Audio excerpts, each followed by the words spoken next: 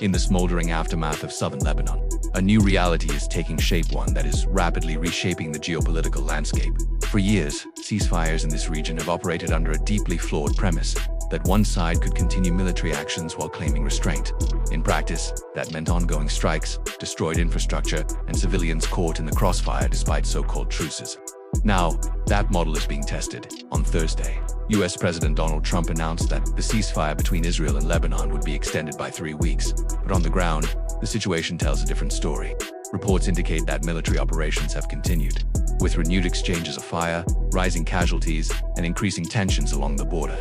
Lebanese officials have accused Israel of violating the spirit of the ceasefire, while Israeli sources point to ongoing threats from Hezbollah positions. At the same time, the conflict is intensifying in complexity. Hezbollah has reportedly expanded its use of advanced drone tactics targeting military positions, equipment, and troop movements with greater precision. These developments signal a shift in how this conflict is being fought, moving beyond traditional artillery exchanges into a more technologically driven battlefield.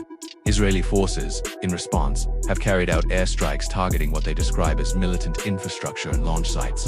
And in the middle of it, also, Lebanese authorities report continued casualties and displacement, while international organizations warn of worsening humanitarian conditions.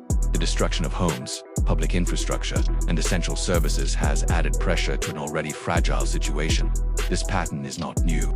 We've seen similar cycles before, most notably in past conflicts involving Gaza and southern Lebanon, where ceasefires hold on paper but unravel in practice. What may be different now is the balance of deterrence.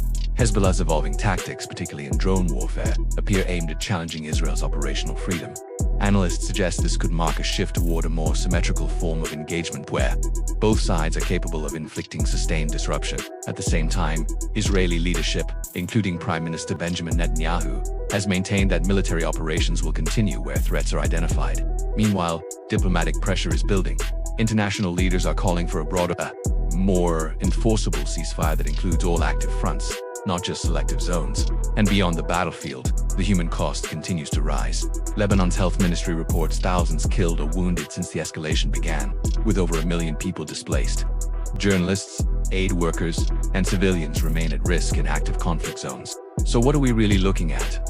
Not just a ceasefire under strain, but a fundamental shift in how deterrence, retaliation, and negotiation are playing out in real time.